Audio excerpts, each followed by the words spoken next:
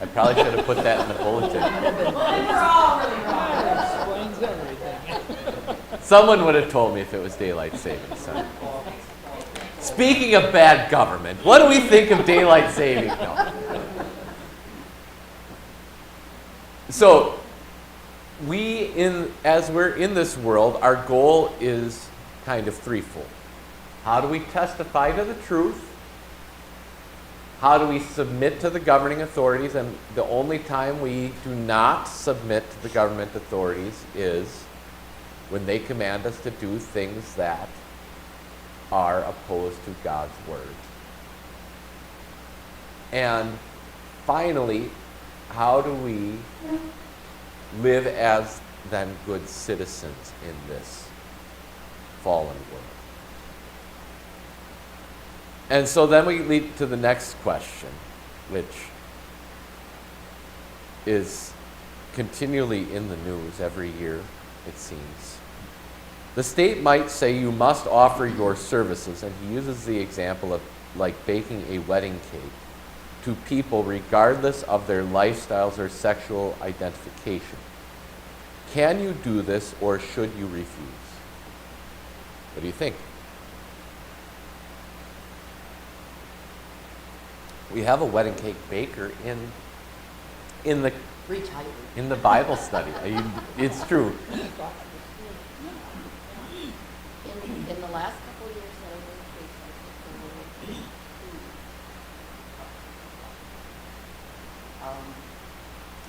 and the dilemma is, if you don't know it, because one, especially to a woman who's ready to let the baby, she brought a single one, and in the process of doing the order, it became clear that it was for the guy that was reaching. Okay. And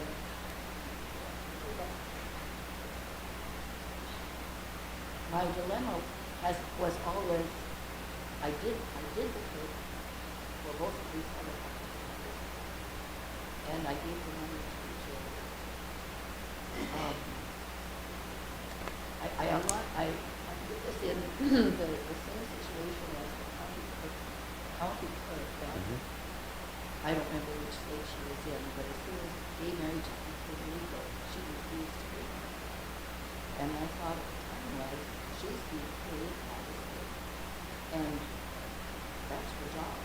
And you either do your job or you don't do your job. And if you don't do your job, you don't do it. And I think this was one of the things that led me to recovery, because I could see this was done. Right. And at the other hand, it's a lot different. You and Marie. I think everybody still has fingers. All of them. But over the last number of years, I have worked for lesbians.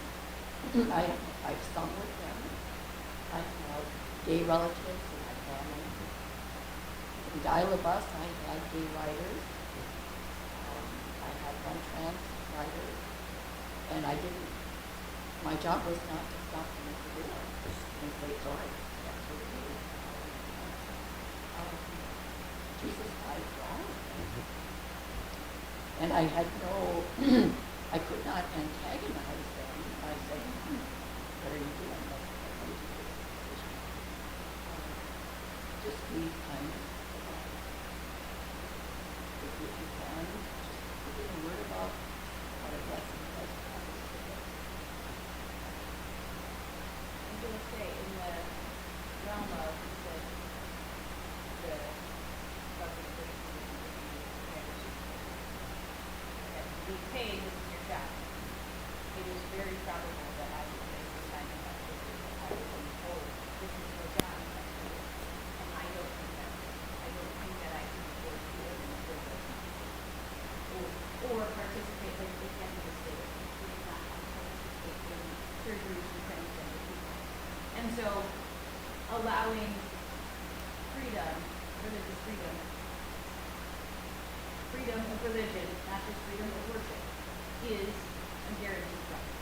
And this, I will say, I mean, I have to think that we should, abortion shouldn't have to dumb. But it is my religious practice to not do that. And so I should have the freedom to say that and still have my job. Now, if it came down to it, you say, well, you either have to do this or quit, I guess I could. As far as baking the wedding cake, it's really different. So, in your like when you don't know, once you find out, it becomes very difficult to then back off a I've already said contract. yes. Like oh, now we're a month out, or whatever. Like so, you do run into problems when there's contracts now. Are you going to break a contract? It's not quite the same thing that happened in Colorado. So, what if the government were to compel anyone who makes wedding cakes to make wedding cakes for gay weddings? Anyone who's a photographer who films at weddings to take pictures at weddings? Or the other case that went up to the Supreme Court was there was a florist, but hers didn't go up to the Supreme Court because they sent it back down after answering the wedding cake question the first time. The other one that just went up last year was a website designer. She designed custom websites for engagements because that's a business that needs to exist. And a gay couple went to her to ask her to make a website for them, and she said, well, I can't make you a website because I believe in gay marriage. And another example could be if, let's say, you're a greeting card designer. Can the government compel you to make greeting cards depicting a man and a man and a woman and a woman?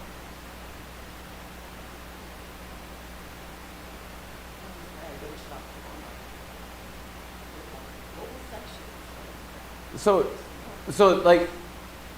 I think we can put this in separate bins. I don't know that, like when you're driving for Dial-A-Bus or you're a seamstress or what, in all of these different lines of work,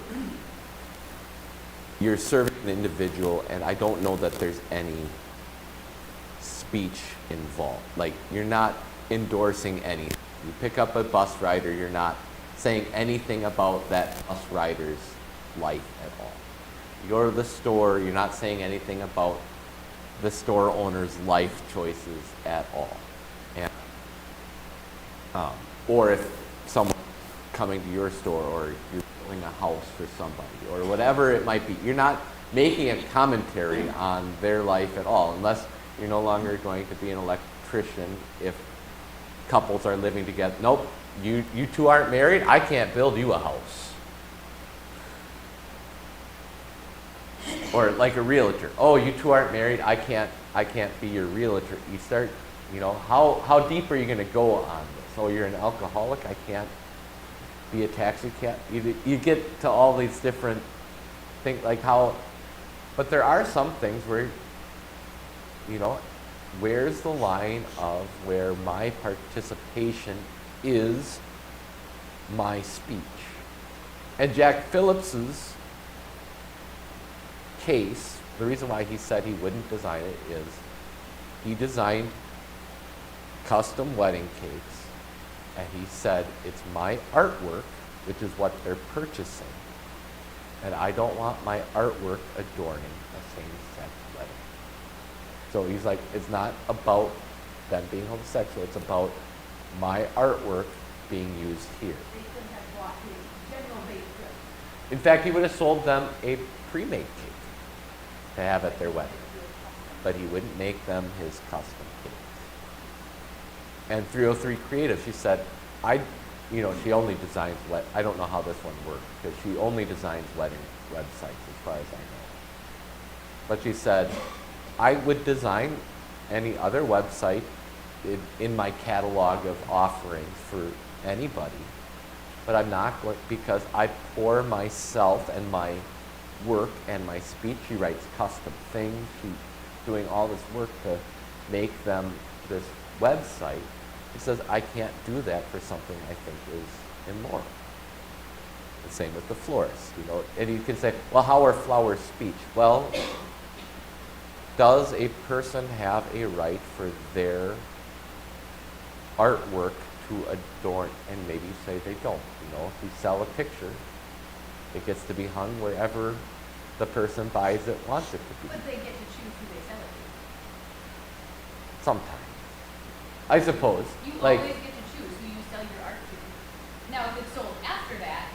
right. but- Like, so, like, you see how it's, but getting to the question, is there a difference between a Christian coming down one side or the other saying, well, I'm a photographer, I'll take pictures wherever I'm hired to take pictures. I'm just there to do a job. And the government telling you you have to use your skills in this particular way. So, I guess I would say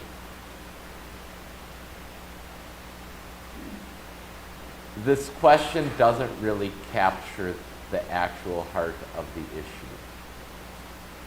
Because it's not saying you should be able to deny services.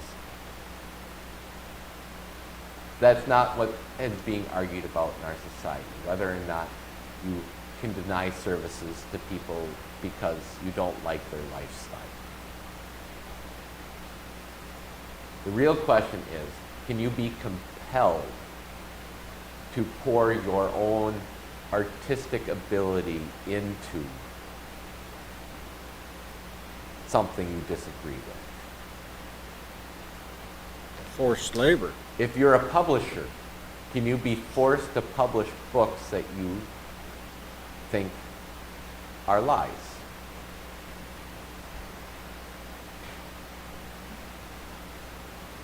You know, if I'm a publisher, they should, but let's say you're a Christian publisher. Should you be forced to publish books that endorse evolution? Because should you be forced to have books from gay authors? Because and there is kind of a line there. Well, you can, as a publisher, discriminate based on content, in theory. But by law, you can't discriminate based off a person's sexual orientation. And so they would need to have something that would say, no, publishers get to pick whatever books they want to ever read. Like, it would be very hard. Like, they would have to put down in writing, we will not have any books published by homosexuals in publish that. And that would be a very foolish thing to do legally, and they should hire better lawyers when they write their policies. But, you know, that's where we're kind of getting into with our nation. What can our government compel us to say, and what can the government compel us to do in support of things we disagree with, not in serving people of all backgrounds? I think the question isn't really hitting what the argument is. Go ahead, Jim. Just remembering when this Phillips thing started, decades ago, I listened to OPB and they interviewed this lesbian gal who was after flowers or a wedding or something. And she said, well, if I went into the store and they said that they wouldn't sell me a wedding cake that was designed for a female wedding, I'd just go someplace else. And I thought, well, that's pretty generous. But yet the motivation seems to be kind of in your face here. So, Jack Phillips won his case because the Colorado court system showed extreme anti-Christian bias. But so I think it might be helpful if this conversation were to ever come up where someone's like, well, what would you do? Well, should Jack Phillips be required to make cupcakes that say Heil Hitler on them? Make Nazi cupcakes for our white supremacist rally? And I think everyone would say, no, you can't force someone to make Nazi cupcakes. That's terrible. So, that's, you could consider that hate speech, and so then it could be a but I think there are artists who sue political figures who do their music at their rallies and say, I don't agree with the political ideology, you can't use my music. I think that's a very similar. This is Could be. my personal artwork, you cannot have it for whatever reason.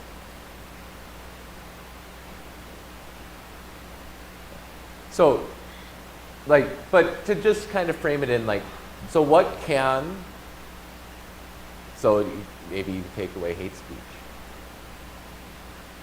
Congratulations on your abortion. I would actually say, so there's an example which is not, I mean, they are, they're like, they say they're like humanists, and They pretend Satan isn't real while still doing all the things Satan wants them to. Anyway, they've made it, abortion a satanic ritual, so that it's protected religious practice. I don't know. But that is what they're going for. So, are you obliged to make a cake to celebrate somebody's abortion? So that's where you need to kind of steer that conversation to get people to think about, well, how much can we compel a person to do something that their conscience opposes? And to kind of steer, like, you're asking the force of government to force a person to do something that they think is wrong. And we can be all for showing love and serving all our neighbors regardless of their life situation. But I think we can also separate that from how do we then gain our support for actions. Other thoughts? Yeah, when did people start getting all emotionally hurt by being denied all this stuff? So By being told that we're not going to do this for you.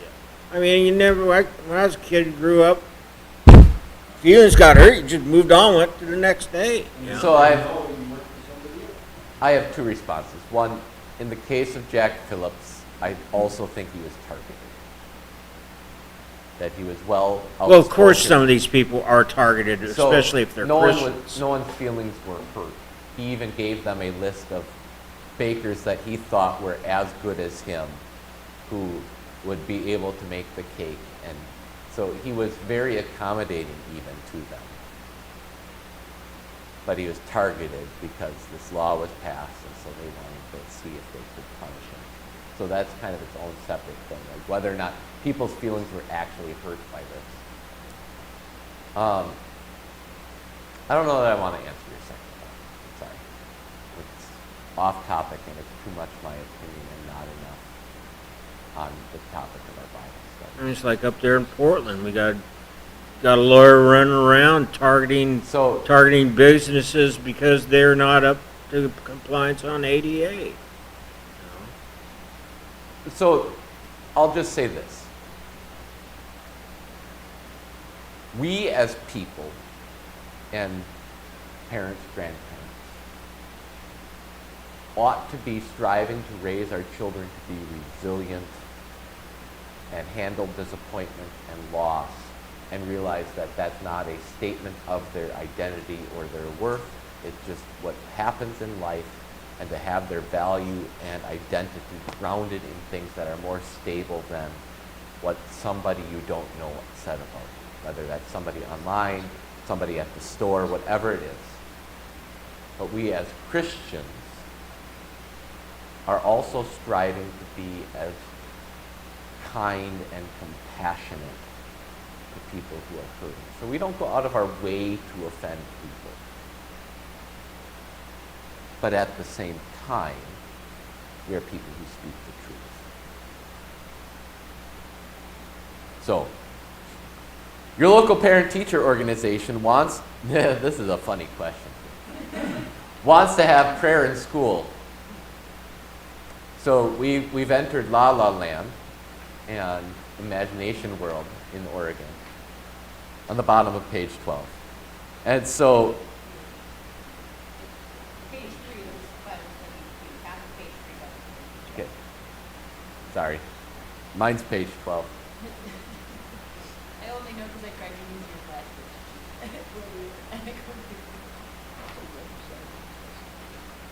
Lesson 2, page 3, sorry. Is it on the, it's at the top of the page.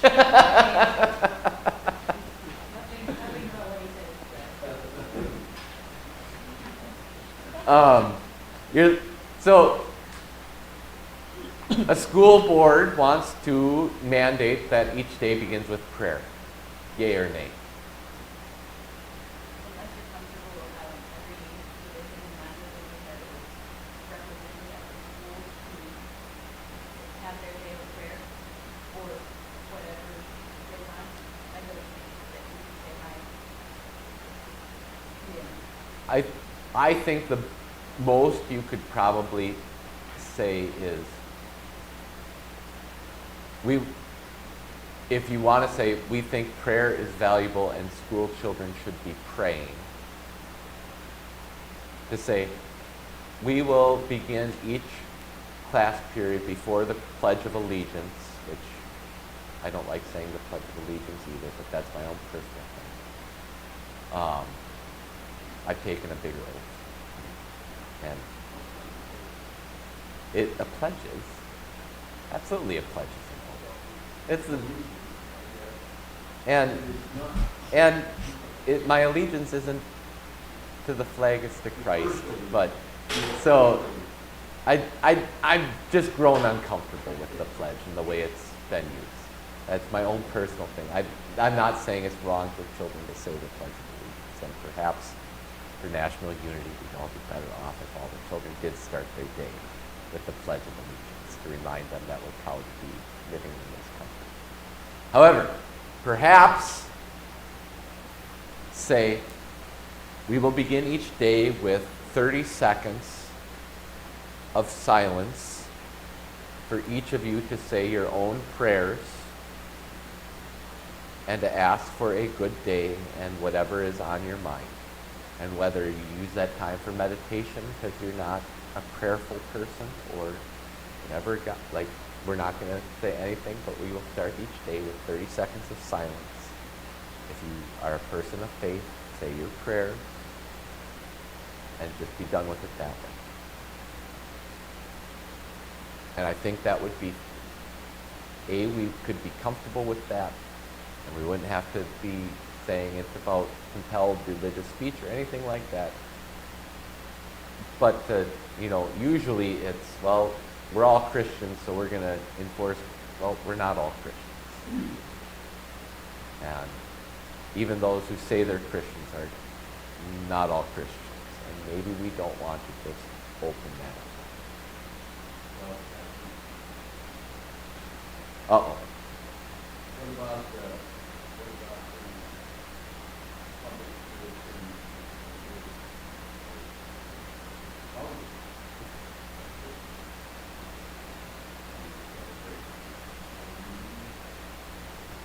So it's an interesting, it's silly to pretend that Christmas doesn't exist in America. That's kind of where I would go. Like, who are you kidding? And who is offended by celebrating Christmas?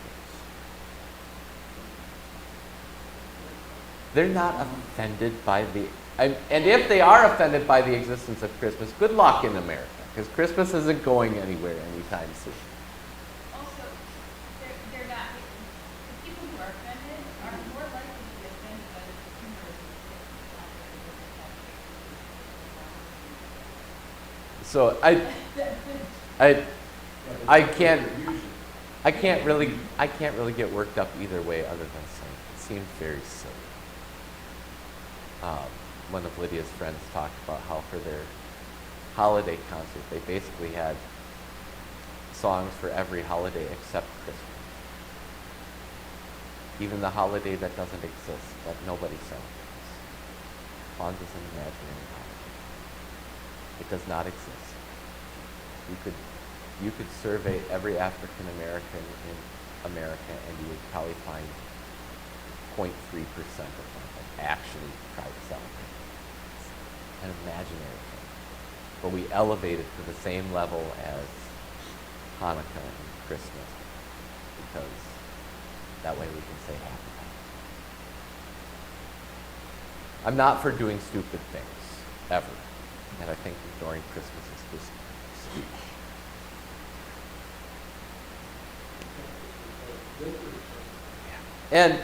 And beyond that, is not the story of Christmas one of the most foundational stories of our civilization? Should not children at least know what Christians believe about Christmas story and be able to tell you with accuracy what Christians believe about Christmas story? I think the same is true about Easter. They should at least know what Christians say happened on Good Friday. Just like I think it's worth children knowing what the 5 tenets of Islam are. I mean, there's less population. I think it's important for kids to know what Jews are celebrating on Hanukkah. Or Yom Kippur. So I think it's worth them knowing this information. All equally, like, we would be a better society if children just had all the information that is fact.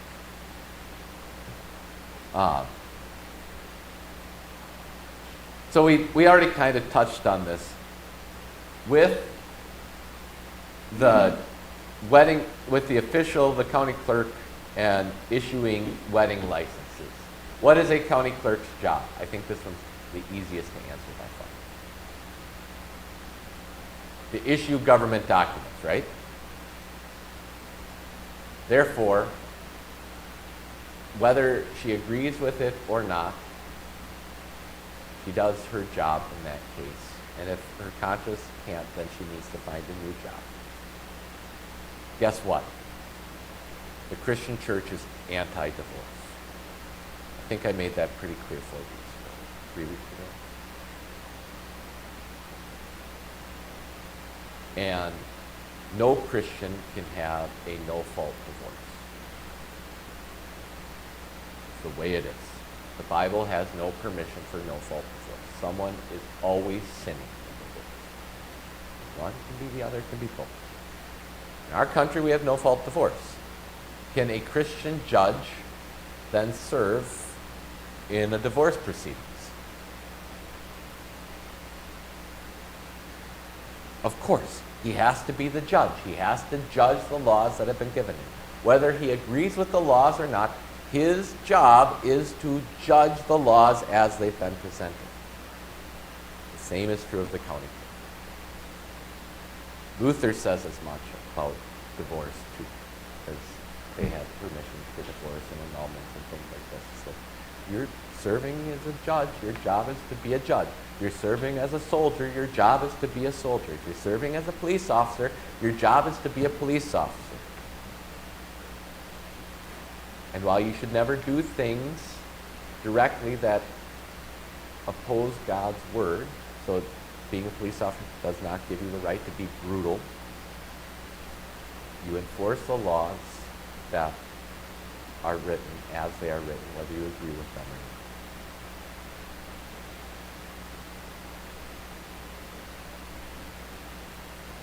You should write it down and tell it to me now, and I can write it down.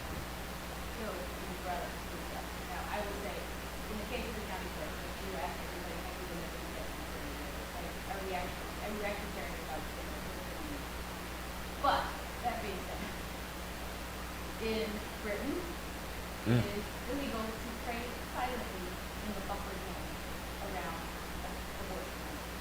They'll be arrested for standing, not even mouthing words, standing, and if they're asked, are you praying, and they say yes, they are being arrested and fined. As a police officer, are they obligated to uphold that law?